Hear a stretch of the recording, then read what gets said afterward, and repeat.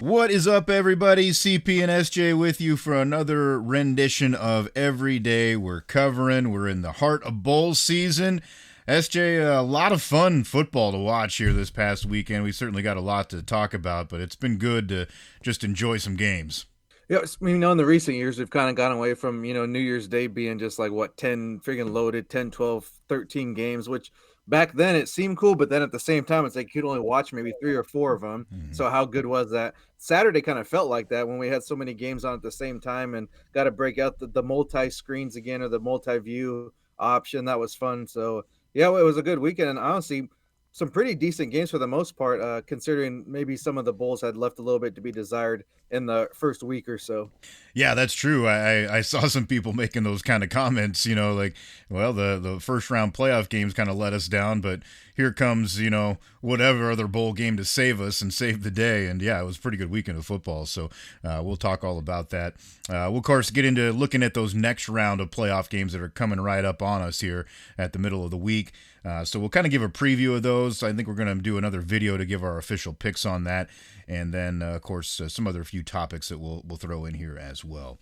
But as we get rolling here on the podcast, we also like to talk about what's powering us through all this fun football watching, and of course here on the pod as well to wet our whistle. And as promised, SJ, I was alluded to last week that I had another one from your folks there at the Empyrean Brewing Company. And they seem to be appreciative of us giving them some love, so we like that too. But this was another one that was on that kind of holiday shelf, so to speak, get you in the mood for, I guess, the season. This one actually mentions New Year's, so it's best paired with old friends, festive tunes, and New Year's resolutions, it says. So I'll help you out. This is the Empyrean Winter Wisdom. It's a hazelnut brown ale. And pretty solid. I like this one. It's 5.3%, so it's got just a touch of a kick there to it. And yeah, pretty solid, smooth beer. If you're into those kind of like just, warm, roasted type of beers, this one's for you. SJ, what do you got pouring over there? Well, but lately I've been pretty heavy on the stouts, just time of year, and also kind of just was in the mood for that. So I deviated a little bit from that, but not too much as far as like the look of it. So I went back to my friends at Cinder Block there in North Kansas City here, and got the Czech Dark Lager. Hmm. So I mean, kind of up your alley there too with that. What is that? I'm not best on geography again, but would that be considered like Eastern European, maybe Yeah. something to that effect? We'll call it that for the show's sake. But either way, like a pretty decent drink and kind of around your boat too, a 5.2%. So nothing that's gonna like lay you out, but at the same time you get decent kick and you can have maybe two or three of these and still remember those New Year's resolutions that you make. All right. Yeah. Yeah. That's one of my goals someday is to go visit the fine folks over there in Czechoslovakia. So the old Czech I always Republic. tell them people like you want to go to Europe. I was like, can I just like go to like the breweries and drink and stuff? And I'm like, yeah, that may be down for that. I don't care much about Stonehenge or the Eiffel Tower and none of that stuff. Just give me the drinks and I'm good with that. That'd Yeah. be my tour of Europe. That's all I'd care to see. Yeah. But that's just me. Yeah, there's some of those countries obviously that are very well known. You talk about Belgium, you talk about Germany, obviously very well known for their beer. But I think Czech Republic's one of those very underrated places. They got a lot of the original stuff is stemmed from that country, so it'd be a fun one to visit for sure. Maybe we'll take every day we're covering on a European tour at some point. Get one of these. We both go 5 for 5, and who knows what will happen. Yeah, exactly. We did not do that this time around, unfortunately. Our bowl picks this weekend kind of stunk, even though the games were great. But, hey, you have those weekends here once in a while. And it's not like we were far off. A lot of them were right there and close and just, got the bad break, the bad bounce when you didn't need it, or you didn't get the bounce you needed in a couple of these situations. So we'll recap that here as well. But that's what we're pouring down here for you. So if you got any recommendations, as always, please send them our way. Hit us up on Twitter at CherokeeCP, at SJMBets. We'd love to hear your brew selections as well. Talking about the football games, a lot of fun games to watch. So some of these we'll probably just talk about just as games themselves too. But we kind of led you into the weekend. We did some kind of late week games into the weekend here for our picks this last round. And we started off. I had one for you on Thursday, and it was one that I thought was going to be a pretty good situation for a while, but it just kind of went back and forth. And Kansas State ended up making a rally to get the job done, but not the job that I needed them to get done. They were needing to cover 6.5. Missed a lot of opportunities in that game, and of course, probably both teams feel that way too. But it was a good back and forth battle. 44-41, the final. Kansas State wins it there over Rutgers, and K-State's usually pretty good at winning bowl games. That was also kind of part of my mindset there. But yeah, not enough cheese to get me home, unfortunately. Looking at just the game itself, I mean, you fall down by 17 points there in the second quarter and kind of trailing pretty big late. It's kind of impressive on their in their own right to get the victory, but Mm-hmm. as far as your pick goes, we didn't care too much about that. Yeah, Like if you're gonna win, you better cover. yeah, Otherwise, you might as well just lose. So that's kind of. But it was pretty whack. It kind of felt like one of those almost like an Alamo Bowl or something, because the one that was played out here, the actual Alamo Bowl wasn't exactly very no, competitive. There's a much basically an ass kicking, but this game was actually kind of reminds you of those bowl games where you get a kind of a random matchup, but it ends up being entertaining and back and forth. And it wasn't back and forth until late in the game, but once they got going, it was pretty entertaining there to the very end at least. yeah. So interesting game nonetheless, and K State does get the victory. Another game we didn't have any picks on this, but I think worth mentioning. I didn't watch this whole thing unfortunately, and I probably should have because it turned out to be one hell of a back and forth. But Pitt and Toledo had themselves a ball game. 6 overtimes it took to decide the game there in the Game Above Sports Bowl, whatever that is. But Toledo wins 48-46. They had the lead most of the game, and which kind of surprised me, really, because if I was going to make a pick, I probably would have went with Pitt in this game. But Toledo got up and I think deservedly held on by their skin of their teeth there to win that game because they really deserved it.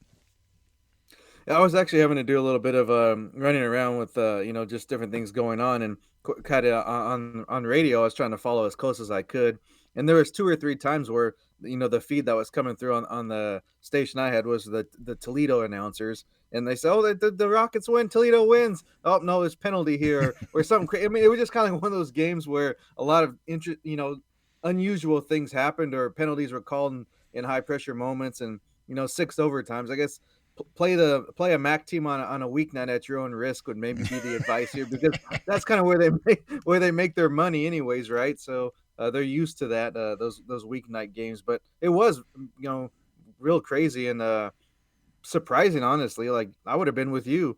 I would have went with Pitt big, but that's why they play them. In the transfer deals and everything. It's always up for debate anymore with how the games are going to play out, even more so than it has been in the past. Yeah, strong win for Toledo, especially kind of way their season tailspin there at the end of the year. They started so strong and then kind of fell off there for a bit. So nice win for that program for sure. Moving on into Friday, the games that we had either wagers on or are worth talking about, I think here. So we'll start with Oklahoma Navy. Navy gets the win, 21-20, and unfortunately for you, SJ, it ends up being a 2-point conversion decision by Oklahoma at the end of the game that you needed because you had the total there at getting to the 43 spot, and they end up coming up to the 2 point short. But hell of a ball game, and honestly, obviously for rooting interest, I think most people were rooting for Navy to pull it out, and they did. But yeah, as far as the wager is concerned, that's one hell of a way to go down. Obviously, not surprised that Navy won. I mean, they should have. I think they were, even though still a couple point underdog, but they should have been the favorite just based upon the body of work and what they've done all season. But so that's why I went with the total, because there was no confidence in picking Oklahoma. But I'm at the end there. They're driving that you think to tie the game, Mm-hmm. and so you're watching, and all right, here they go, just kick the extra points, go to overtime, and it's a shoe in then, right? Yeah, Because either way, yeah. Then somebody's gonna score. even Yeah. if someone just gets a field goal or whatever, or the 2 point conversion would put you Yeah. at 44 if they get to the third or fourth overtime, or Mm-hmm. whatever the case may be. So yeah, that was one of those where it was just very frustrating. Like, can you just take that tie? And I don't maybe that shows you how much confidence maybe Oklahoma has in themselves Mm-hmm. this season when trying to get that win there and sneak it out instead of playing more, because maybe they thought they were lucky to even be that close to that stage. They looked really bad. I don't. If I was a fan of that team, I'd be awfully nervous because what do you really have coming that's going to change anything? And your coach by now should be kind of getting his program in place, Hmm. and it seems like they're going backwards rather than forward. So, uh, does not. It's pretty easy to say. It's not like this is a a bold statement, but next year, if they're anywhere along the same lines, I guess we'll be looking for a new Oklahoma coach. Yeah, that's exactly what I thought during the game too, and yeah, they were. It did feel like they were lucky to be even have a chance to tie there at the end of the game because Navy pretty much handled the line of scrimmage for the most part. It took some big pass plays there at the end for Oklahoma to get in position to score, and yeah, I mean maybe that was the logic. I was surprised with the decision, really. As in that case, like, wouldn't you just take your chances going to overtime? I mean, yeah, it's one play and win it or lose it, I guess, but. I don't know. I felt like they would probably kick in that scenario a normal Oklahoma team, but like you said, maybe that's not the thought process when you didn't play all that well to begin with. But Well, yeah, there's it's one definitely. thing if it's like, a upset deal and you're on the road and you're that's when you kind to me, that's when you go for it and Hmm. you try to steal it is when you're the underdog. You're on the road and you don't want the crowd to get behind them or you want to keep that momentum going. They had no momentum. I was honestly surprised they scored that last touchdown. Yeah. They start the drive. I was like, man, there's no way they're going to score. And they get a couple of plays. You're like, okay, maybe they have a chance here. But yeah, that was just a frustrating game. And it's like 41 points. That's a really low number in the college game. I mean, Yeah. that's a freaking low number in a lot of NFL Yeah. games. Well, and when you're talking about a game involving a team named Oklahoma, like in Mhm. years past, you would have thought, oh hell, they're going to score 60 some points. Like that's just who they are. They play offense. They got guys that can speed down the field. That's what they're known for. But yeah, like you said, the state of the program, and I know it seems ridiculous sometimes too when it's only a few years, but man, the way the game is now, and the You have way to that change you fast. Yep. yeah, your team turns over every year, and you got a lot of work to do there. And I mean, I'm sure Texas fans are just eating the shit out of that stuff up. I mean, they love that. And it's the tale of two teams too. Like, and I could have told you this was going to happen going into the league. Now, I didn't think Oklahoma would have this bad of a season, but I could have told you that Texas was going to in pretty good position to do well in the SEC because they were trending that way before. Like they had started to get guys, they had played a lot better. And Oklahoma, you could tell it just they weren't the normal Oklahoma. They weren't getting the guys that they used to always get in just like plug and play type of deal. Of course, it was 4 years straight where they're just finding a new quarterback that turns into a Heisman contender. So that doesn't Yeah, happen that all. covers up a lot of blemishes and a lot of faults on your team having those type of quarterbacks, and Mhm. without the a coach that can just get them year in and year out, it shows a lot of your warts and maybe where you're struggling. And just to kind of put a cap on this for a lot of teams here too, at least from my perspective, it's I'm not going to say excuses, but it does with how the system is now with the turnover and players coming in. You don't really have the if you want to call them excuses or if you want to call them like the built-in guardrails for a coach to be, I need a couple years to get my team going. There's really not many excuses, or not many, you don't got the time, it's constricted there, the length, the leash that you're given, from your fans and even from your administration, because with a school like that, even you have the money and they've shown they'll spend it,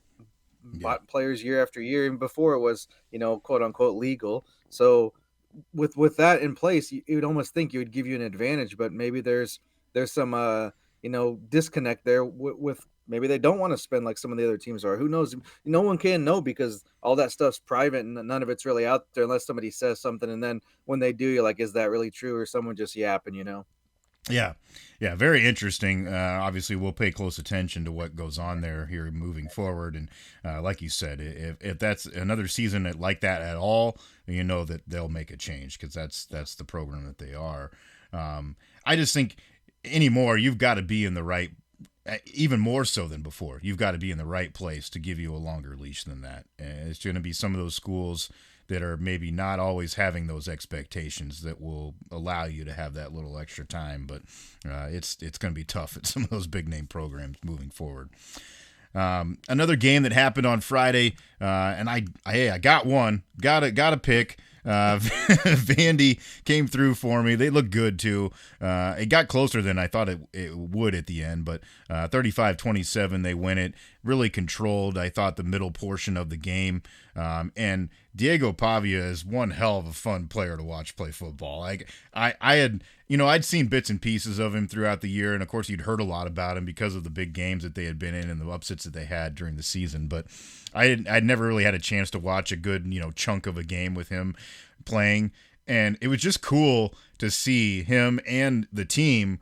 Obviously, there was motivation there because they haven't been in those moments a lot at Vanderbilt, but they were into it, man. Like, he was just having fun. Like, he's getting the crowd into it. Like, they really wanted to be there and wanted to win that game, and I think that's what kind of moved that needle a little bit. Georgia Tech played well too. It got a little chippy a few times. There was some pushing and shoving, some things after plays, and even the coaches were getting really pissed off. Brent Key got flagged at one point for his comments to the officials too. So we got weird, but Vanderbilt wins it, and Pavia is fun to watch, and it's gonna be fun to watch him play again. It sounds like he might have that. They've got a star tight end as well that just moved to that position this past year that's really fun to watch, and it sounds like he might be coming back too, so that could be a good fun pair to watch moving forward there in the SEC.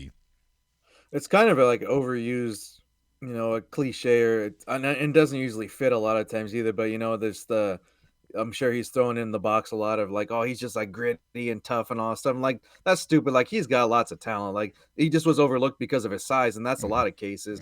But he has plenty of D1 talent, and he shows it, especially usually when he gets to going with his legs, and then kind of opens up everything because the defense, obviously, they're going to come up, and there's going to leave a little bit more one-on-one situations, or able to find some more passing lanes when they're kind of have to give that run some respect. But the thing with him, he's one of those guys too that if he's on your team, it's like, hell yeah, that's tough guy, But if you're not, you're like, man, I hate that son of a bitch. So I think, to me, like, that's kind of that's the uniqueness, and maybe the mold that he might fit in more. But as far as like talent wise, he's where he's supposed to be, a D1 quarterback. I don't think it's just that, and I always think that's what another turn off to me of like some of the NFL stuff when they blow up this combine stuff and do it all, and then half those guys aren't in the league within a year or two because all they're worried about is these certain numbers and times and all that. And like, that's, I mean, even with the 40-yard dash, like, yeah, it happens, but how often do you actually run 40 yards straight in a football game? Not very often. And if you are, it's probably it's an easy score, touchdown. It's not like you have to worry about it. Like, the players ran to perfection, and you're off to the races. So I mean, that's just one example. Of course, there's other things, hand size and freaking shoe size, and to me, it gets a little bit. It's almost like pervasive. Like, what do you care? Like inspecting these people like damn near nude. It's like some kind of a sick fetish you have. Like, I don't know. I couldn't get into that, but whatever. That's the situation they're in these days. But back to that game, they almost. I mean, I thought it was gonna be a blowout, and happened in a couple other games they watched too. Got it big, and then there's always like that just momentum shift without the. It does make a difference in these bowl games, I think, without having like the home crowd or kind of stuff you more can control, keeping the lead and doing things on your side. When you have that, like, in a lot of these cases, there's hardly anybody there, which doesn't diminish the game. It's just where it's located, day of the week, time, travel, all that stuff all factors in. But it is kind of tough to get that atmosphere, because even some of the cool venues that we saw, it's like, well, if it's half or less than that of capacity, you just need that extra kind of jolt sometimes as a player, no matter what the sport is. Yeah, I agree with that. And as far as players with measurables and all that, like, is the guy a gamer? That's what I want to know. Is the guy a gamer? Even with I mean, we'll get to this game later, but we're talking about just some of the players that didn't play or played. I mean, we said it before the games, like, if you're evaluating someone, wouldn't you want them to see whether you think the Bulls are legit or not? At least it's competition, instead of throwing to targets or to people in t-shirts and shorts. At least you're playing like the actual game. That to me, that should mean more than just out there playing catch or 7-on-7 or whatever it is. Yeah. So able to hit there on Vandy on the money line in that ball game. Another game that we were taking a look at there late in the window was Syracuse Washington State.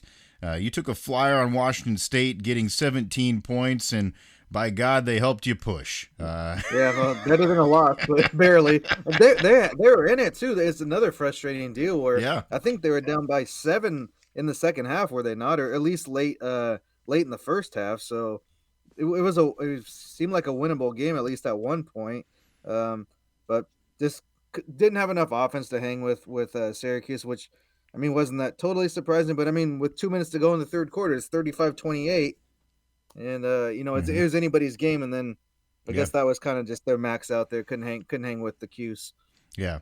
Yeah, and then they were up 21-14 at the end of the first quarter, so it was like kind of an Right. explosion there to start, but yeah, didn't get it done. 52-35 the final in that one, so just a push there for you, which is okay. No blood loss there on that one. No, I mean there was a couple of field goals that would have been nice as well as during the kind of there in the even they make one of them you're in there, make two of them you're really in there. So that's when these picks like that come down. That's like you didn't you don't factor in for this kicker's going to go 0 for 3 or they're going to go for 2 when they shouldn't. Those are the type of things you just kind of got to throw your hands up and say, well, we did the best we could. Yeah. Next one that we differed on here, and I have to admit, this is one of those games where it was like I woke up to a God damn it because I couldn't hang. I couldn't hang and make it to the end of the game, and A&M was up plenty in the contest there against USC. At least comfortable that I'm like, okay, they're going to cover this deal. They're going to win this and cover this deal. No, USC comes roaring back and wins it 35-31. So you come out on the right side of that one with them getting 3.5. And of course, they go ahead and outright just win the game. But yeah, I mean, the way it started, it was just like, okay, this is kind of how I thought it might be because USC's got some dudes. They're going to make some plays here or there, but A&M just looked like the more complete, hungrier team, to begin the game, and they were kind of controlling the way that it played for a while there. And then, yeah, obviously the wheels fell off. I didn't see the end of it because, like I said, I couldn't hang. But, yeah, that's a pretty good win for USC, really, to end the season, the way that their season went. Yeah, I mean, I'll level with you. It was 24-7, and I said, all right, if USC doesn't score here, I'm crashing out because there was no way they were coming back if they didn't. And of course, they get that touchdown to cut it to 10 there towards the end of the third quarter. So I say, okay, I'll give them another chance. And about I guess a quarter or so later of real time, they got the lead there with 4 minutes left. And then I mean, A&M didn't. They made it a game there and made USC score with like 10 seconds left or under 10 seconds left.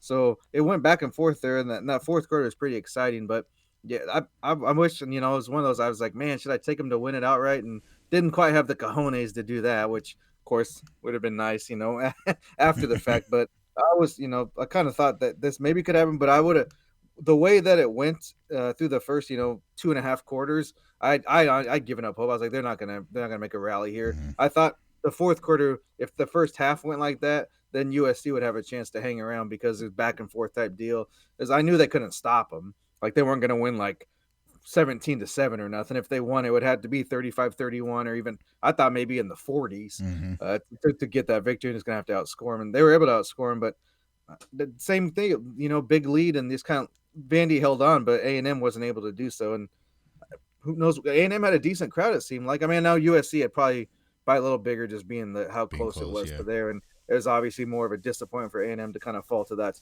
type of bowl after at one point they were maybe an outsider to the playoff, but fairly exciting. I just maybe been nice to have that little bit earlier window, but there were so many games that day. Is where else are you going to put it if you want to get it on TV? Yeah, and that's the reason why we both had the baby bottle on that one because Yeah, that was not a confident pick either way. No, and it turned out just that way. So yeah, interesting game nonetheless. Moving on here in our slate, we went to the Saturday matchups and the one game that I biffed on early in the day, and I didn't see this coming. Granted I don't know. I didn't even look. I should have looked further into what was going on with the Carolina program, whether who was or was not playing. I think that was part of the issue here. But UConn, the one thing I did kind of discredit too when I had watched them before, because I'd said, I wasn't really impressed, but they do have a number of guys that can run the ball decently, and they spread it out that way, and so I think that did help them a little bit here in this game. But they got the lead early, and they didn't let go of it. 27-14, UConn beats Carolina. I just thought Carolina overall was like the better team and the better program, but you have some of those games where maybe there's not enough dudes, and maybe the motivation isn't there either with the regime change. You just never know how kids are going to react to that. So it didn't go well for them, but UConn seemed motivated, and I'm sure Coach Mora there was. Aside from knowing who killed Tupac, he got his team a victory. So He might have summoned the spirits on this one. That's what we're gonna chalk it up to that. I mean, even with all the games we watch and making these picks, week after week, if you could have asked me how many wins UConn had this year, I'd have said 6 or 7 probably. After this one, they're a 9-win team. So I don't. It's not. yeah. It's kind of shocking because every time I feel like I've watched them or seen them, they've got the doors blown off or kind of not played up to what you thought they maybe could do. But it was one of those days that they're ready to play and kind of again. I mean, I don't think this matters too much, but it does help. I mean, they could have busted on over probably to Boston from Connecticut there. And does you get a little more fans behind you, a little bit more support, and maybe that lift them up. And also, getting a new coach, even if it's somebody that you're like, obviously they're excited to have Belichick there, but it's still a transition thing. And then with the players transferring, that adds even more so to that mix. Yeah. Was kind of I thought it was kind of interesting and ironic that those two games were going on at the early portion of the day with the up in the eastern seaboard on baseball fields. We had the Fenway Bowl and the Pinstripe Bowl going pretty much at the same time frame. Pinstripe was a little bit later, but of course your squad there in Nebraska gets the win over Boston College, 20-15, ends up being the final. I'm sure made it too interesting for your liking there at the end of the game. They were in well control, and then, of course, a mishap on a punt allowed BC to make it a little bit more interesting there at the end. But, Nebraska gets it done. And, for a program that obviously hadn't been to a bowl game for a long time, that's one thing. But then to get there and also win is helpful, no matter what the situation is. Yeah, you just got to take the small victories or whatever and call them the steps moving progress. They take it when you can get it. And it's when they're setting up for that block, it's like, ah, shit, this is gonna get blocked, that punt. Like I was like, I mean, you try not to be like negative, but you just you've seen it so many times. Like this is just setting up to be kind of one of those things because there was 2 fairly decent drives where they failed to cash in, and I don't blame them because the first, and the extra point was blocked in return for a touchdown or for 2 points early on the second touchdown early in the game, and for a while that was Boston College's only points for most of the game. So if you have just a typical special team squad and you kick an extra point, it's probably 21-0 and maybe even like 24-0, and you don't have to worry about that. But that's like the small things that kind of keep a team from getting to bowl games or winning the close games is just doing the simple stuff and that type of thing. But like you said, you get the win, you're happy about that. And as far as like the baseball field goal, I've complained about that a couple times about just the views and the cameras. And I'll say I don't know if they did a little bit more research ahead of time or if it's just a better setup, but there wasn't many like bad camera angles, at least watching on TV. I don't know what it's like sitting in there because some of those seem like they're kind of tucked in the corners with some of those, sections. But as far as the camera angles, and there wasn't, someone's, jumping up and cheering and blocking your view or, someone's freaking butt crack when you're trying to see it on 3rd and 1, nothing like that. So that was nice for a change. And yeah, it was, I guess good idea maybe to have them have those kind of at the same time to make it a little bit unique or to have a little storyline along with just the games themselves. Yeah. Yeah, I mean, as far as like, I think for the players, it's probably cool to be in a historic venue like that. Oh, I yeah. mean, everybody that's plays sports, has a sports like at least a base knowledge of other games too, and a lot of those guys probably played that sport at some point growing up too. So you kind of have that cool feeling about it. Obviously, I think as far as the support goes, that always sucks because these games usually aren't well attended, and there's lots of reasons for that. I'm not going to blame the fans one bit because A, it's expensive. B, it's a place that most people don't really want to go during the winter anyways. It's like you ain't getting away from nothing. And then, yeah, I mean, the weather played out as you would think. Like, it was a drizzly, dreary, crappy day. Like, this isn't fun. Like, it's not enjoyable. So there's a lot of reasons. And then, yeah, the baseball field on top of that. Maybe it's not the best venue to watch a game anyway. So, yeah, there's a whole lot of reasons. But for the folks that were there, obviously had some fun. And the players, I'm sure, appreciated what is there. But I think that's just the way those games are, no matter who the teams are. Yeah, unless you get someone like, I mean, I guess Boston College is reasonably close. You could ride a train over, I'm sure, something to that effect. But unless you get somebody that's either like, you know, really close to that venue, or does this like, I mean, because if it'd been like a game where it'd been like, Nebraska had been to a bowl in the last 3 or 4 years, they might not have got that because they had a decent amount of fans considering the location and travel. And I mean, New York's always expensive, but could you imagine like trying to go there between Christmas and New Year's? Because supposedly, I guess a lot of people that are going to go for the New Year's festivities just kind of get into town that weekend before and just hang out all week. I'm like, man, I don't know what kind of jobs you have, but that ain't me. So but either way, like it would be, I don't know what else you could do. The only thing I think is maybe move them up in the calendar a little bit. If they could maybe be that first weekend where you're missing the holiday price gouge, and Yeah. that way you can get a few more fans out there. But this year was a little trickier with where the holiday landed, and also NFL thinks they can just put games any which day now and try to like, and that's fine, play when you want, but I do kind of I hate that so many other people, and like I know a lot of people don't like it, and if you don't, who cares? I don't, but I'm glad the NBA hasn't moved their games up because that's one thing. College does bow down a little bit too much to the NFL. I think in some cases they can probably outdraw them if it's the Hmm. right matchup or the right game or whatever. But they're just like, we'll let you have it and we'll move our games. And sometimes I think you just got to be like, nah, screw you, dude. Take your Netflix that won't work anyways and go on NFL Network and we'll take the ABC, ESPN, Fox, all that stuff. Hmm. Yeah, yeah, that's an interesting whole deal there as well, for sure.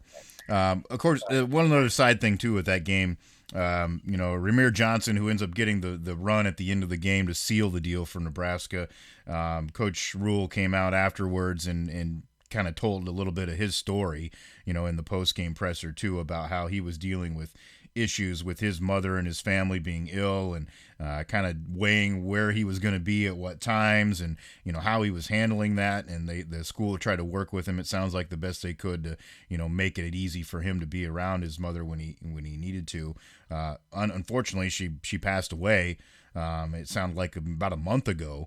But he's been dealing with that, still stayed with the team. A guy that's been, a 6-year senior type guy that's hung around the program too, and things maybe weren't always the best.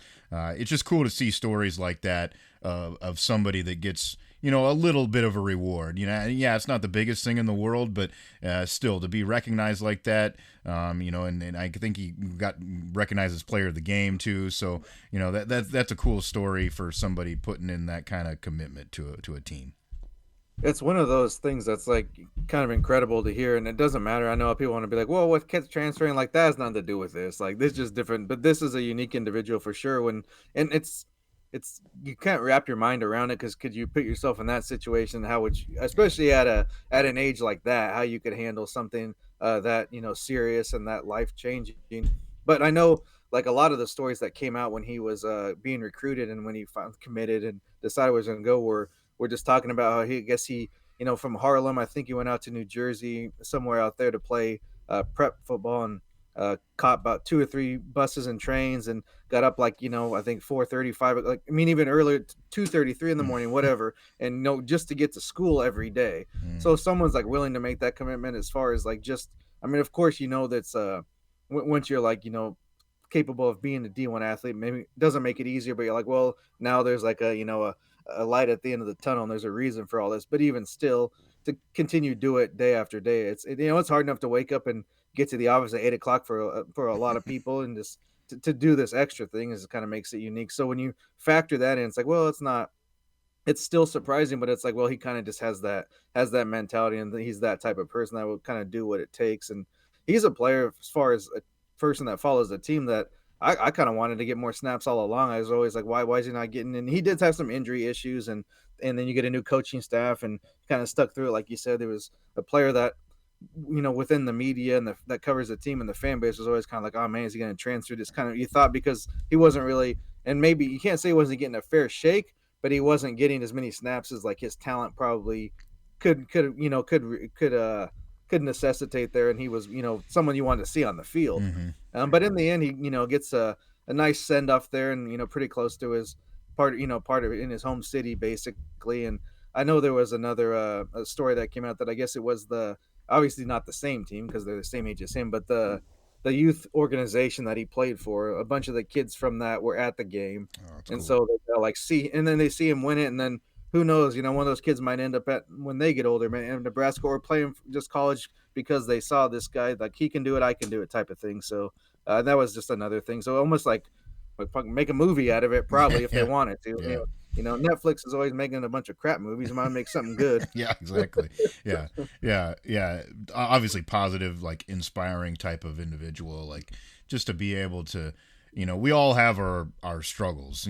Everybody has their own thing, but when you see somebody like that, like you said, kind of going the above and beyond to make something happen for themselves is just great to see it come to a positive end. So very cool for him, and obviously, And one more good thing I thought they did was he did the I don't know if you saw it, but they did the I guess a confetti or whatever that made it look like grass clippings. That was a nice touch with the with after the Gatorade shower. I yeah, thought that was good. yeah, with the bad boy mowers. Yeah, yeah. Yeah, that makes sense. The only thing I did think was kind of annoying there is unfortunately nobody got the coach Rule before he did his interview, so he had that stuff stuck all over his Dude, I forehead. swear someone was trying to hand him a towel or something, but I don't know if he was like, I don't know. He thought he could, yeah, like wipe him down a little bit, something like. Come on, man! Dude, can't do my man like that. Yeah, that was unfortunate, but yeah, But very I cool. mean, with these bowl games, that's another thing that's kind of it's a little bit of a dog and pony show when it comes to like the trophy presentation. I know, I think there might have been a little bit of a deal there in the Pop Tarts Bowl, and then also in this game, like I don't know who gave the who was serving as the MC, which she was also the sideline reporter for ESPN. I don't know who gave her the little note sheet, but everybody's name was wrong on it. I mean, I watched. She was literally reading off the paper, and she's like, uh, Pam, and she's like, my name's Julia. She's like, oh, sorry, Oh Julia. shoot! And it was like Steinbrenner's granddaughter or something too.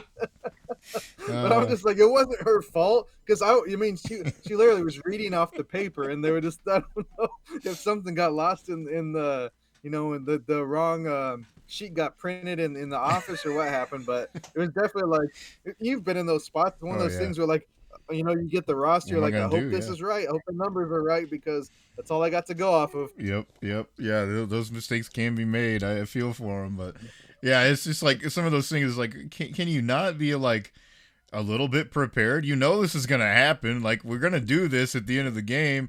And yeah, and then the Pop Tarts Bowl, the gal just apparently forgot how the English language works, and she couldn't spit it out. So I do appreciate the fact that she just was like she gave up, and you could see on her face is like I really fucked that up. I'm just gonna hand this mic to Yeah, somebody else because I'm done. Like give this somebody else. somehow, yeah. Hey, that's the price you pay of eating Pop Tarts for 3 hours. Because I Exactly. mean, that had to. I mean, I was interested like because it was a good game, and then once they hit the the totals, I was like, okay, now I'm just gonna kind of watch here and see who wins. But as far as like if I was like for you, I can imagine like those announcers were oh man, they were driving me crazy, and I didn't care. I didn't genuinely like. I didn't have my whole heart in the game who won. And if you did, all they wanted to talk about was friggin' Pop Tarts. And every time they go to the sideline, the dude's wearing the costume and he's friggin' what guy had it as pocket square Pop Tart. I'm like, okay, like I get you. This is cool playing it up, but Hmm. I think like for a good majority of the people watching and like the team, like they're still taking this like a serious game. To me, they made it to be a little too unserious with the announcers, but I mean the marketing on that thing is Oh is my is god. second to none there. Yeah.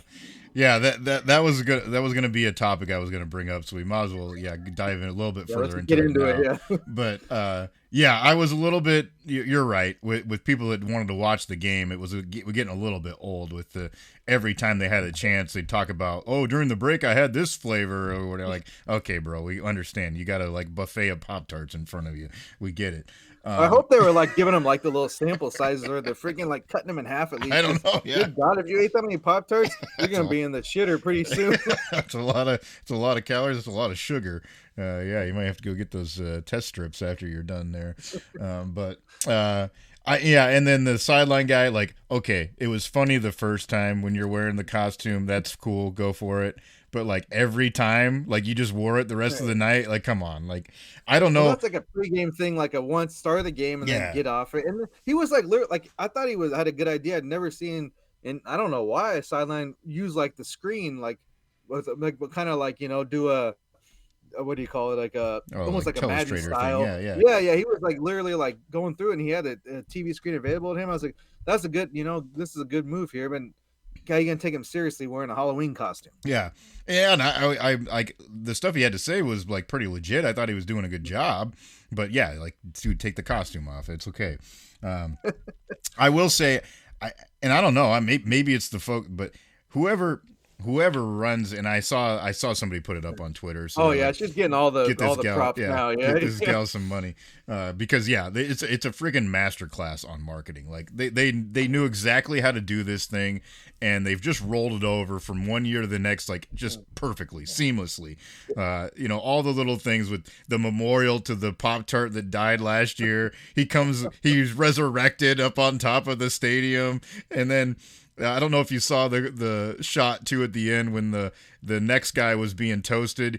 The previous one was standing up with his sign in the empty upper deck, No. watching the watching it. Somebody had a shot of it. Like, this is all perfect. Like, they did an awesome job of like marketing the deal, and And they're it's also adding like a new thing or two every year too. So yeah. I mean, they're kind of building upon that. So I mean, the Duke's Mayo thought they had the market sealed with that Mm-hmm. Mayo bath or whatever, and they're getting left behind because I don't know if there's. I'm trying to think of another bowl game that really does it like they do, and they might be ahead of everybody on as far as like the marketing of it and like kind of making it a little bit of I don't want to call it a gimmick, but just a little something different and unique. Because Yeah. I don't know, to me it's a little bit different than that, but Yeah.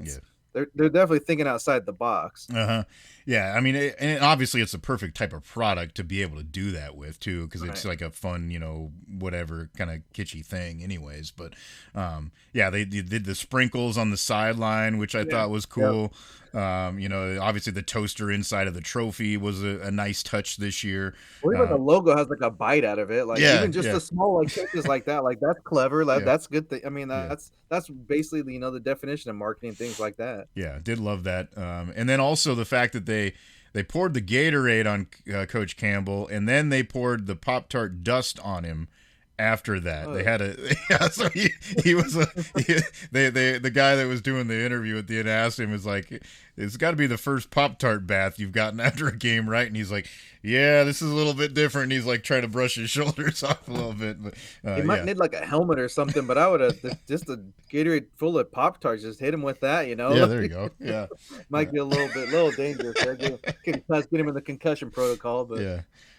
Yeah, but obviously, yeah, the marketing's awesome. It was a little bit over the top with the broadcast. I don't know if they pay him extra to be like, well, I'm hey, wondering because say this all the time. something Like, seemed up. I don't know. Yeah, it was a little bit overboard, but either way, they did their job. That's for damn sure on that side of it.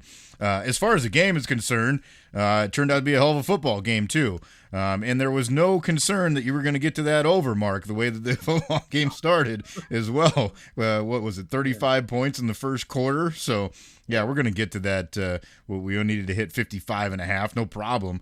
42-41 ends up being the final. Iowa State wins it.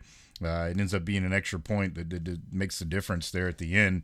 And again, like, obviously this is my team, so I've got rooting interest to begin with, but just the way that Rocco Becht has been able to finish games off this year is just been incredible to me. Like, it's not something that typically happens at Iowa State, I guess I will say, is like just the way it is. Usually you're like, crap, here we go. We're going to come up short again. But, he finds a way to get those drives done at the end of the game. Now, the way it ended, I thought that there should have been the touchdown called on the previous play because it sure looked like Hansen was in on the run before that. But they go for it on 4th and 1, and I love it. You got to take your chance all, and they did that a lot during the game because why the hell not? You know, bowl game, you kind of one of those chips on the table kind of thing. Why not do it? And yeah, they get the run in by Beck there, and he just had an awesome game. I thought it was a good all around performance from the team. You know, some guys got hurt unfortunately during the contest. There was a couple of guys that didn't play that I thought were going to play, which is unfortunate too. This is the scenario that we're going to get to here next because for those two guys, I thought it was just bad advice. Like, why not play in this game? You got nothing to lose. It's not going to hurt you to play in this game, and especially with Jaden Higgins. And I don't know, I haven't heard the full story on whether Higgins or Porter, who didn't play at corner, if they had any injury lingering deals that they were dealing with. Maybe they did. You know, maybe they're playing through stuff at the end of the year and they're like, you know, not going to try to push it here in this game. That would be understandable. But if it was just the advice of an agent to be like, oh, I don't think you need to do anything here to prove yourself, like freaking Higgins would have had 200 yards and 3 scores the way Miami's defense was playing. Like, you would have shown out, dude. This is an opportunity for you to show yourself because Noel played and he had a great game. He was all over the place. So that part sucks. And then, of course, on the other side, you've got the ultimate kind of like, what is this type of deal with Cam Ward? Like, you know, he comes out to play. He ends up breaking the all-time touchdown passing record. Of course, the guy's played 100 years in college football, so that's part of it. He's good. Like, don't get me wrong. Like, I think the guy's an incredible player. He's pretty poised and he does good things. But then you come out in the second half and now you're not going to play. You broke you're obviously you were record chasing. That, I mean, 100% what you were doing was record chasing. And then, you know, they took some shots of him, of course, later at the end of the game when it's not going their way and they realize they're going to lose. And you can kind of see it on his face, like, oh, fuck, this is kind of bad. Like, why did I not go down with my boys? Like, and then to me, that's what sucks the most. Like, what are you there for? Are you there for yourself or are you there for a team? And he obviously was not there for a team.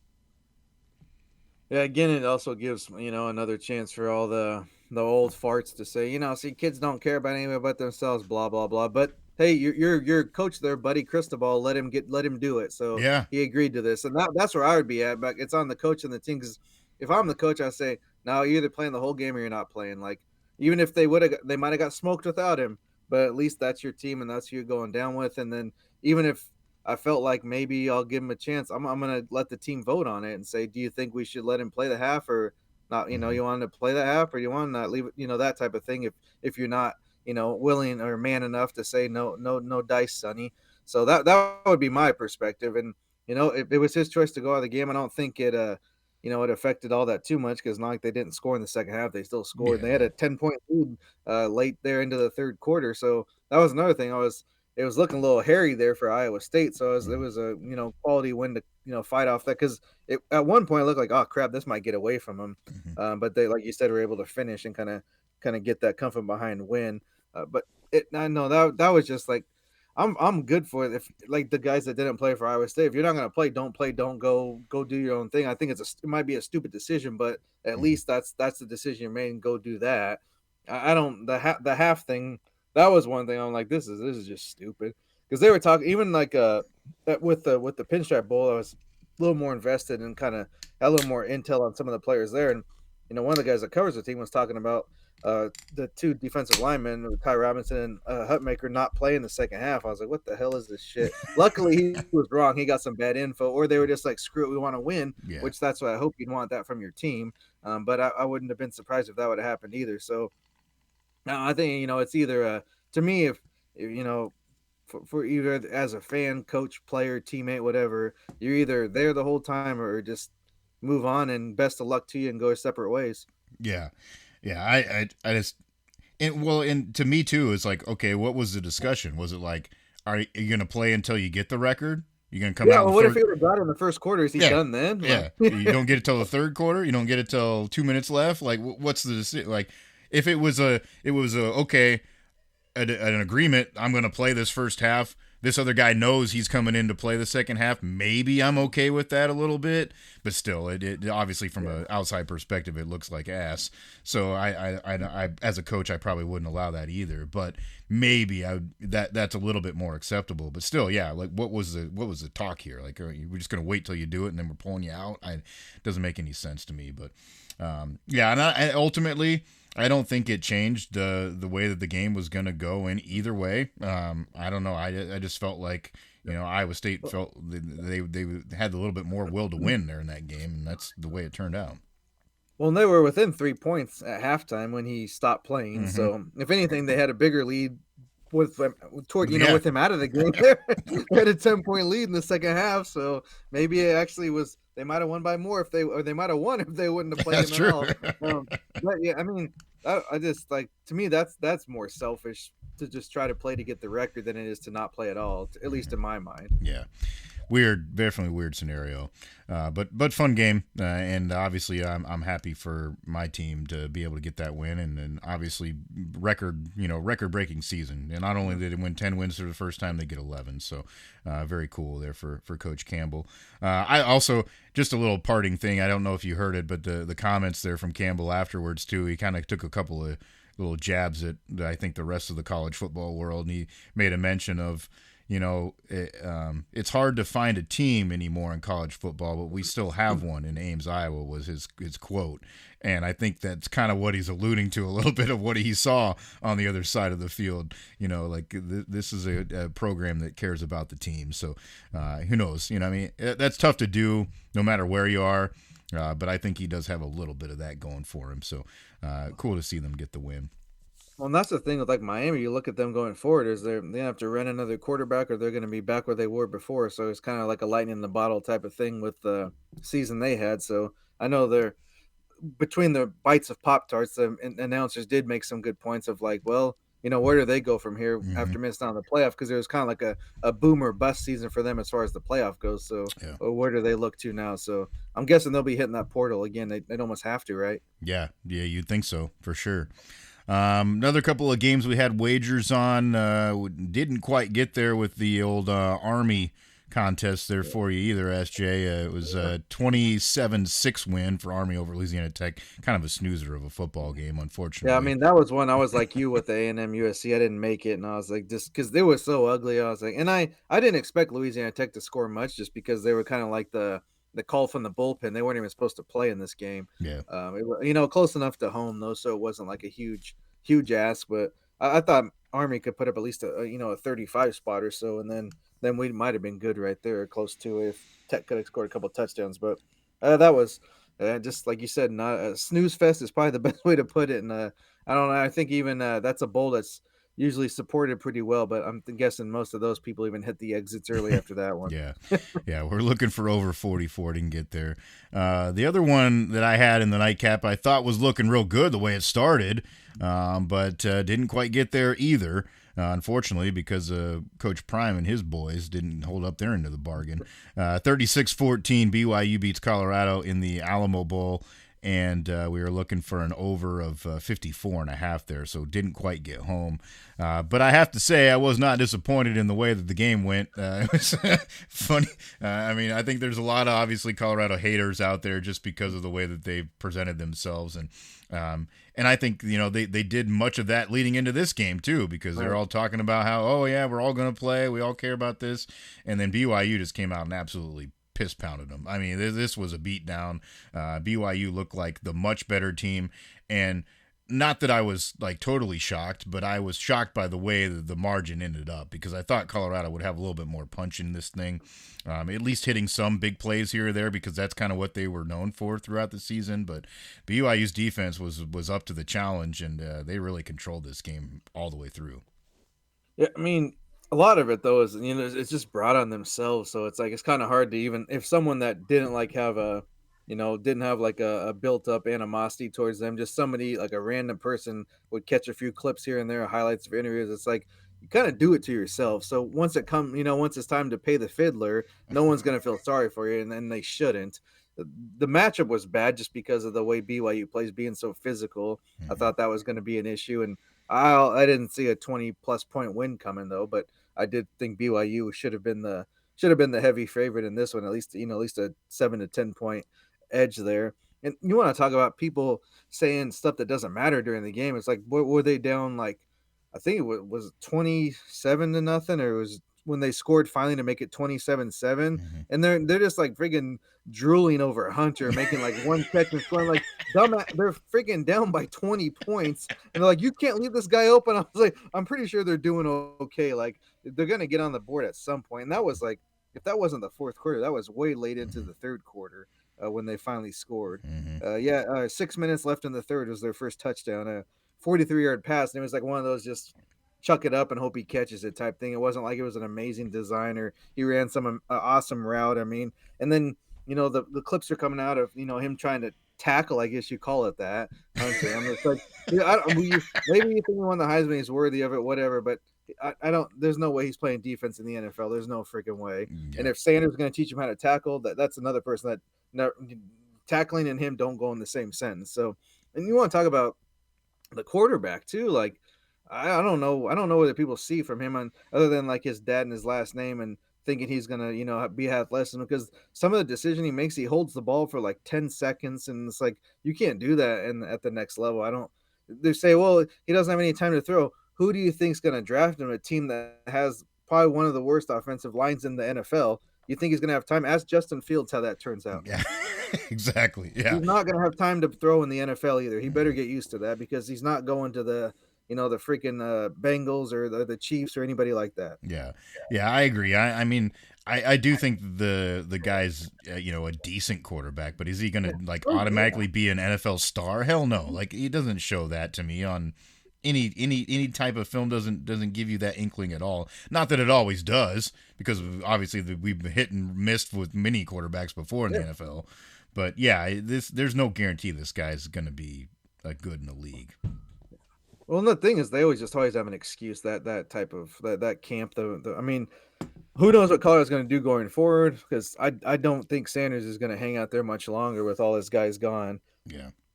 Doesn't seem a reason to, or it's not like he's in coaching to like change people's lives and make mold men out of boys. That's not what he's in it for. So they're That's not gonna what I'll they're gonna tell be you, but yeah. This is gonna be a thing that sets them back for a while. And I mean, I guess they can say they have their second Heisman Trophy winner, but other than that, I don't know what else Colorado really got out of that, because that school was already in financial ruins before this. I don't know if you saw the joke though too with apparently Shador had the Giants cleats that he put on during the game, and they're like he automatically became a Giants quarterback. Yeah, right. Well, with the Giants winning today, someone's saying that's kind of like the middle finger that's saying we don't want you, kind of keeping him out of that number one pick there.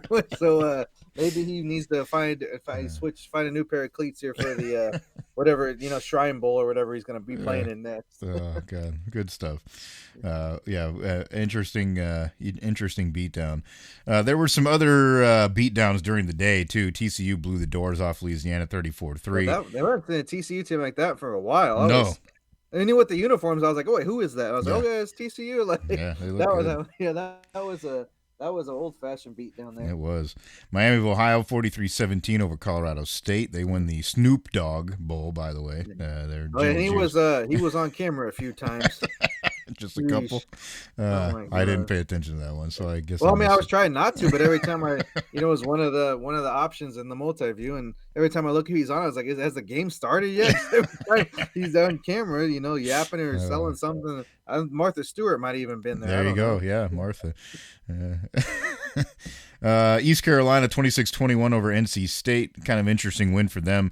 That one also got chippy. There was some fighting going on apparently during that contest, which is Yeah, theft of a towel started it all, which is funny enough. It kind of reminded me of, I don't know if you saw that when the whichever Paul it was trying to, I think it was Jake Paul that was trying to get under Mayweather's skin and fight him, but he ended up fighting the other one. But he's like, "Got your hat," and took his hat and ran off. That's what it reminded me of. I was like, that's the only funny thing I remember any of the Pauls doing was when he stole Mayweather's hat, because he freaking snapped on him. That is funny Like, stuff. oh, take Yeah. my hat, dude. Yeah.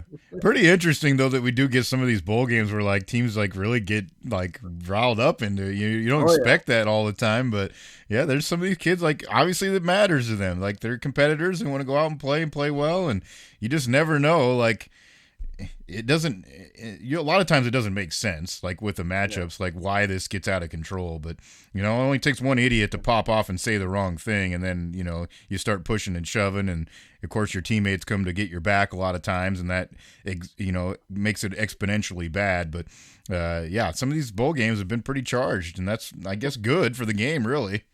Obviously, you don't want any like cheap shots but I don't know if you catch the Arkansas. I think it was a lineman like stomped on someone's Yeah. ankle in a pile. Like that's freaking crap, man. Like that we don't want. But as far as like wanting to win and even just a little woofing, a little trash talking, even just a little bit, playing to a little bit after the whistle, like that's all fine. That's good, and make these interesting, especially when everyone kind of wants to just crap on these games a lot of times, and all you want to all they want to do is complain that no one cares, no one plays, everyone opts out, selfish. Like there were still quite a few decent games and competitive in nature. So that's what you're looking for, I think, going forward. You got to find a way to make these games. And hey, I don't, I mean, I kind of just came to me now, to be honest. Maybe someone said this before, but with the NIL and the payment, why don't we put some money up on the line for some of these games here, and that will keep people invested. Yeah. MVP gets a couple few thousand, or the Yeah.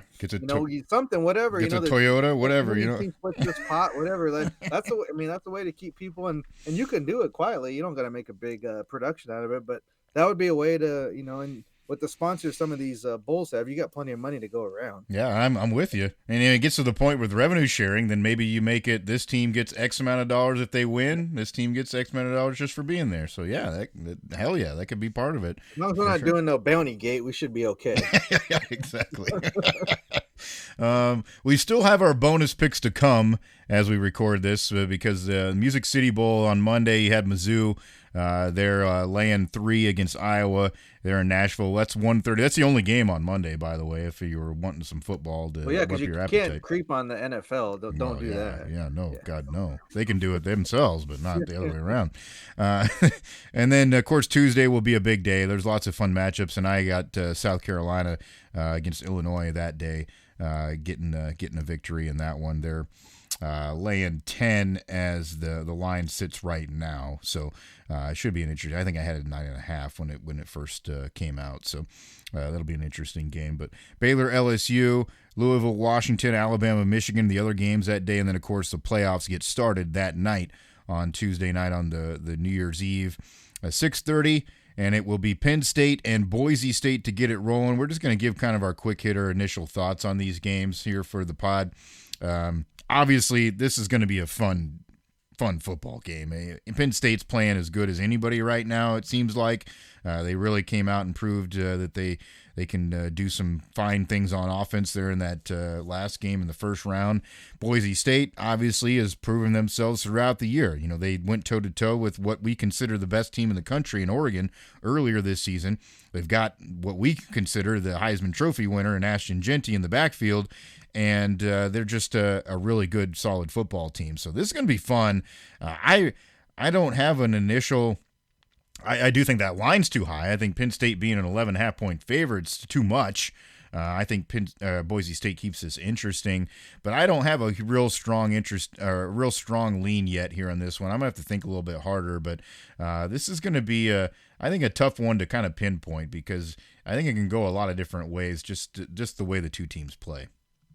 Yeah, I'm kind of with you there as far as that spread. It does seem a little high, but I could, I'm not gonna. We'll look here later in the week and get a official pick out, but I could see maybe a late cover. The key to me is, of course, the strength on strength will be Penn State's D against Boise State's offense, and not just Jeanty either. Like, honestly, Boise's put up a lot of numbers this year, and that's of course the running back's a big part of it. But they've scored in other ways. There's been a few games where they put up a 30 spot, and he maybe only had a TD.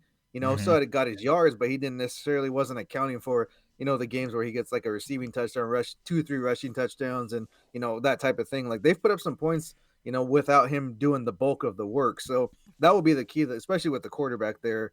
If he can maybe make some plays, even with his feet, find some open guys because I mean the good thing here is you're not at the home site. Now, if it was an away type of game where that would be a little trickier, and I could maybe see it playing out like SMU. But early on, I would probably look at Boise covering that number. But the total's not too high either, so that might be something we look at too. I think 53.5 is what I'm looking at right now. Yeah. Yep. Agree. Then of course on January 1 it'll be a day filled with quarterfinal round games. That's all that's on the slate. We've got the Peach Bowl followed by the Rose Bowl and then followed by the Sugar Bowl. So it'll start with Texas Arizona State in the Peach Bowl there in Atlanta, noon kickoff. Texas 12.5 right now as I'm seeing it, with the over under at 51.5. A couple of different thoughts I guess I have initially on this is I think that 12.5 is too much, just because I think Arizona State can ground out some clock in this game the way that they play. And then also, I would expect these teams to put up some points too. That 51.5 seems pretty low to me too. Just because Texas obviously was able to put up some points last time when we really thought they were kind of struggling on offense, and now they found it again, it seems like, and Arizona State's had no problem with that. So I would probably look more at the total here at this one, and just my initial thoughts.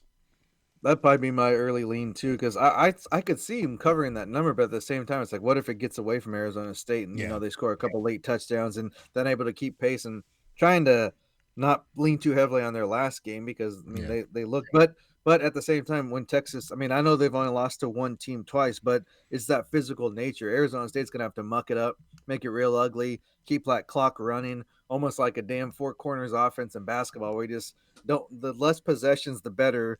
I know they're explosive as well, but and you take points when you get them. You don't want to leave anything out there. But the more they can kind of lean on that run game, I think would benefit them more to trying to get the win. Now, if it goes to the total, as far as we're looking at it, shoot, throw, throw it all day. But as far as trying to win the game yeah. for them, I think that the more they can, make it a physical, not necessarily a run heavy, but just a more physical type of game, and really maybe they got to blitz a lot more, but just kind of keep Texas on their heels would obviously benefit them more. Yeah, agreed. The next game at 4 o'clock, the Rose Bowl. Of course, we got to have that beautiful sunset over the mountains Oh at yeah, the oh right yeah, San time. Gabriel's. Let's go. So this is why this game is always at this time and will always be. And if they Hey, have that the was right, one good. That was one good little what do you want to call it, jab that the Pop Tarts guys had. He was eating. He said, "This tastes better than roses, doesn't it?" He obviously has never got to call a Rose Bowl. It has some pin up aggression there, but I was like, "Hey, that's a hell of a line there. I'll give you credit for that one." that is good. Obviously, we are looking forward to this game. Oregon Ohio State rematch from earlier in the year. Obviously, came down to the wire. Ohio State, realistically had a chance to be at to get the win at the end of the game or tie the game at the end of the game there against Oregon. Poor clock management from Will Howard, and we all know all about that. But Ohio State actually the favorite. 2.5 right now is what they're laying. Over under at 55.5, so the number is decently up there. But I don't know. This is going to be an interesting battle. I do think there's a lot of people that are kind of maybe putting too much stock into the last game for Ohio State. I do think that they do have incredible talent. Don't get me wrong. Like across the board, and that's why it still baffles me that they were found a way to lose to Michigan. But because they've got the players on the outside to do it, and they've got the backfield to do it, really. But this Oregon team has been so damn consistent, and Dylan Gabriel has just been awesome. Like you can't really find too much fault in what he's been able to do there.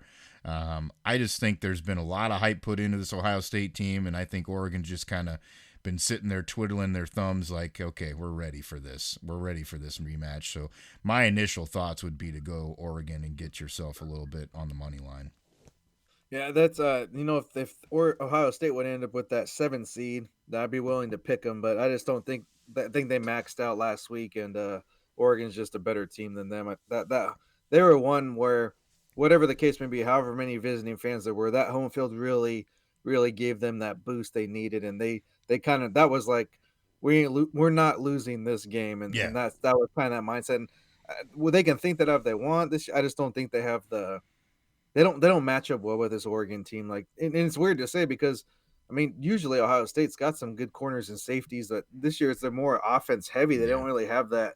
They got a couple good defensive linemen, real good, and then linebackers. But beyond that, their secondary isn't what you're like kind of used to with Ohio State as far as like big stars. Of course, they always have athletes and good players, but Hmm. they don't have the usual suspects, if you will. And Oregon just seems like they're on a mission and have been since the beginning of the season. So this game and the next game, I'm actually pretty confident in. I think Oregon's going to roll them. I don't. It might not be a very good into that Rose Bowl. There'll be plenty of pictures and talk in the beginning, but they might be more focused on old buddy's dog. I'm guessing Herb Street's got the call on this one, and then probably defending the SEC a little bit more here. Yeah, for sure. I mean, if they're that good, why do you have to defend them all the time? That's my question. Well, that's a good question. Very good question. And then yeah, you'll maybe have to do so to end the night as well. Yeah. Notre Dame, Georgia in the All-State Sugar Bowl, 7:45 kickoff time there at the Superdome in Nolens. Georgia right now a 1.5 point favorite, over under at 45.5. SJ, what's your initial thoughts here? Well, I guess I already kind of tipped my hand a little bit there, but I think Notre Dame's going to roll in this game. I don't think it's going to be close. Not only I might have picked him without Beck being out, but with him being out, I think it's almost a sure thing. I think Love's going to run wild. I don't like to say, but Notre Dame's got a pretty damn salty team this year. So I know the defensive lineman got hurt, and that's going to be a little bit of key missing cog there. But I don't think this one's going to be very close. I'm not. I don't think they're gonna. I don't know if they're gonna make it much past this next game, but they're definitely. I think this might be a one you can make some money on, at least from my perspective, where I think the underdog's going to win pretty handily. Yeah, I'm leaning with you here too, because I just with a A score, backup that's the with a backup quarterback and with the other quarterback already saying that he's gone too, with Beck saying he's going pro. Does that boast a lot of confidence in your team? Like, are you really fired up about that? Obviously, it's been a very up and down season for them too. Notre Dame, like we said earlier, had their one blip on the radar with that loss at home there to Northern Illinois, but like I said last time, you sure feel like they learned from it. Like they got better. They played better throughout the rest of the season. Didn't really have much of a slip up. Kind of dominated everybody that you thought maybe could test them a little bit. And yeah, they're in this position playing well with a quarterback who's been around. Riley Leonard, say what you want about him. He's been there before, and I think that experience pays off in a situation like this. And they can run the ball.